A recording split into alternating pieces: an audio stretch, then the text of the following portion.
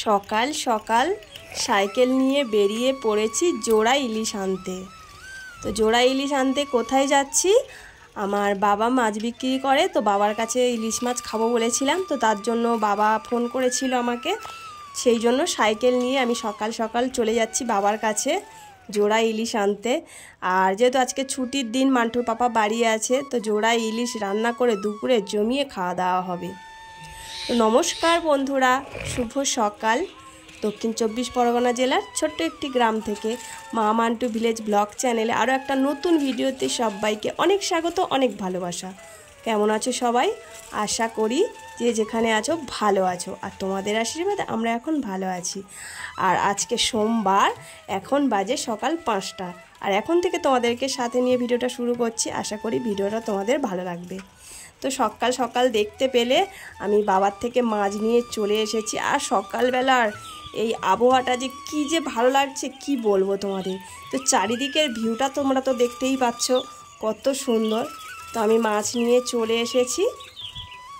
তো এই যে দেখো, বাড়িতে এসে মাছটা আমি ঢাললাম। তো দেখো কি কি মাছ নিয়ে এসেছি। দুটো ইলিশ মাছ আছে, আর ছোট্ট মতো একটা কাজল গৌরী মাছ আছে, আর এই যে কটা চিংড়ি আছে।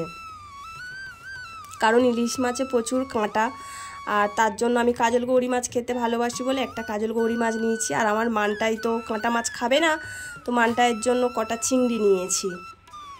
তো এই জোড়া ইলিশ আজকে সর্ষে পোস্ত দিয়ে একদম মাখো মাখো ঝাল বানাবো। তো তারপর আমি সংসারের বাসি কাজে লেগে পড়েছি।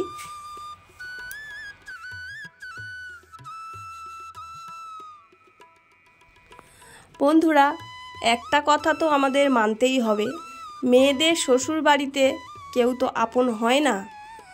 আর কেউ হোক আর না হোক, দোষটাই কিন্তু সব সময় শ্বশুর বাড়িতে বউদেরই হয়। একটু কিছু হলেই সমস্ত দোষ বউদের। পান থেকে চুন খসলেই, ছেলে মেয়ে খারাপ হলেই, ছেলে মেয়ে বদমাশি করলেই সব কিছু তার মায়েদের দোষ, বৌমার দোষ।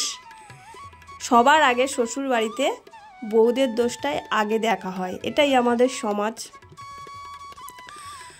তো তুমি দেখো, একটা মেয়ে শ্বশুর বাড়িতে এসে সে সকাল থেকে রাত পর্যন্ত সবাইয়ের ফরমাস খেটে যায়। পরিণামে কি পায়? অপমান, অবজ্ঞা, অবহেলা, সব সময় তার দোষ ধরা, এটাই তার পাওনা। সারাদিন যে মেয়েরা শ্বশুর বাড়িতে গাধার মতন পরিশ্রম করে, তার কোনো মূল্যই কেউ দেয় না। আর যে মেয়ের স্বামী খারাপ হয়, সে তো আরও কোনো কিছুতেই মূল্য পাবে না। পরিবারের সবাইয়ের অপমান, অবহেলা, অথচ নিজের স্বামীর থেকেও অবহেলা, অপমান। আর যে মেয়ের স্বামী ভালো, সে সবাইয়ের থেকে অপমান অবহেলা পেলেও স্বামীর থেকে একটু তো সম্মান পায়, একটু তো ভালোবাসা পায়, সেটাতেই অনেক যথেষ্ট। কিন্তু যে মেয়ের স্বামী ভালো হয় না, তার কথা বলো। তো আমাদের মেয়েদের জীবনটাই না এরকম। যাই কিছু করো না কেন, সব সময় মেয়েদের দোষটাই আগে ধরা হয়।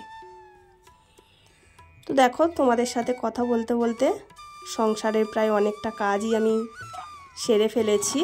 বাসনগুলো নিয়ে চলে এসেছি।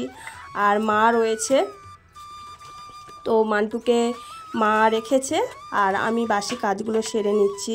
তো আজকে না বাসনটা অনেকটাই পড়ে গেছে, যেহেতু কালকে রাত্রে আমি বাসন মাজিনি, তো সমস্তটাই ওই জন্য ডবল বাসন হয়ে গেছে। আর পুকুরে মানে জলটা তো অনেকটা বেড়ে গেছে, একদম পুরো উপরে জল উঠে গেছে। আর ঘাটটাও না ছোট হয়ে গেছে। সানটা মানে একজন নামলে আর দ্বিতীয়জন মানে নামলে খুবই অসুবিধা হয়। তো এখন সকাল সকাল, এত সকালবেলা কেউ ঘুম থেকে ওঠেনি, তো তার জন্য আমি ফাঁকা পেয়ে তাড়াতাড়ি কাজগুলো সেরে নিচ্ছি। আর আজকে আমার বাসনও দেখতে পাচ্ছ অনেক পড়েছে।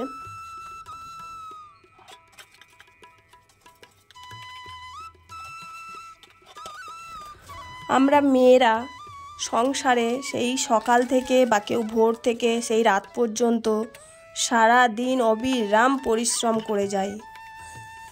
আমাদের কোনো ছুটি নেই, কোনো মাইনে নেই, মানে এমন সাংসারিক চাকরি আমাদের মেয়েদের করতে হয়, সেটা সারা দিন রাত করেও কোনো ফল আমরা পাই না। একটা ছেলে বলো, সে যে কোনো কাজ করুক না, চাকরি করুক, জোনখাটা কাজ করুক, কোম্পানিতে কাজ করুক, সে কিন্তু সপ্তাহ শেষে একটা ছুটি পায়। আর আমাদের মেয়েদের সাংসারিক নামক চাকরিতে কোনো ছুটি নেই। তুমি অসুস্থ হয়ে বিছানায় পড়ে থাকলেও তোমার ডিউটি পালন করতেই হবে, আর তার পরিবর্তে তুমি কোনো কিছুই পাবে না। এটাই মেয়েদের জীবন। সমাজ মেয়েদের জন্য এই নিয়মগুলোই তৈরি করে রেখেছে, আর আগেও চলে এসেছে এই নিয়ম, আর এখনও চলছে এই নিয়ম।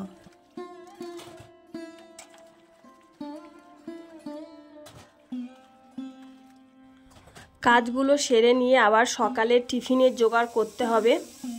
তো এইদিকে দেখো টিফিনের জোগাড় শুরু হয়ে গেছে। মা ওদিকে ময়দা মেখে লেচি কেটে দিচ্ছে, আর আমি এদিকে লুচি বেলছি আর ভাজছি। তো সকালবেলা আমাদের লুচি আর সাদা আলুর তরকারি, এটাই টিফিন আজকে। সকালের টিফিনে লুচি আর সাদা আলুর তরকারি। তো কারা খেতে পছন্দ করো আমাকে কমেন্টে জানিও। তারপর দেখো টিফিন খাওয়া দাওয়া করে রান্নার জোগাড়ে চলে এসেছি। তো আজকে 3 রকম তরকারি রান্না করব। এই যে মাছগুলো দেখতে পাচ্ছ, এটা সর্ষে পোস্ত দিয়ে ঝাল বানাবো, আর ওদিকে ওটা বাঁধাকপি আলু সিদ্ধ করে রেখেছি, ওটা চচ্চড়ি বানাবো চিংড়ি দিয়ে, আর ভেন্ডি কেটে রেখেছি, ভেন্ডির ঝাল বানাবো। তো প্রথমেই আমি মাছগুলো ভেজে নিচ্ছি। তো আজকে সমস্ত রান্নাটাই আমি উনুনে তৈরি করব, যেহেতু আজকে ছুটির দিন, অত তাড়াহুড়ো নেই, তো তার জন্য উনুনেই রান্নাটা করব। আর গ্যাসের দাম তো জানোই কত বেড়েছে, আর প্রতিদিন এবেলা ওবেলা গ্যাসে রান্না করলে 1 মাসের বেশি গ্যাস তো হয় না, তো তার জন্য উনুনেই রান্নাটা করে নিচ্ছি। তো প্রথমে এই ইলিশ মাছের ঝালটা বানাবো। দেখতে পেলে শুকনো লঙ্কা আর কালো জিরে ফোড়ন দিয়েছি, আর তারপর টমেটম কুচি, কাঁচা লঙ্কা কুচি দিয়ে একটু নেড়ে চেড়ে সমস্ত মশলাগুলো দিয়ে কষিয়ে জল ঢেলে দেব। আর এই যে দেখো পোস্ত বেটে, সর্ষে পোস্ত এক জায়গায় করে বেটে ছেঁকে নিয়েছি, আর গন্ধটা না সুন্দর বেরিয়েছে। আর মাছের ঝালটা বেশ মাখা মাখা করব, বেশি ঝোল করব না, মাখা মাখা করলে খেতে ভালো লাগবে। এই যে দেখো আমার মাছের ঝালটা তৈরি হয়ে গেছে। তো এবার পরপর আমি সমস্ত তরকারিগুলো করে নেব।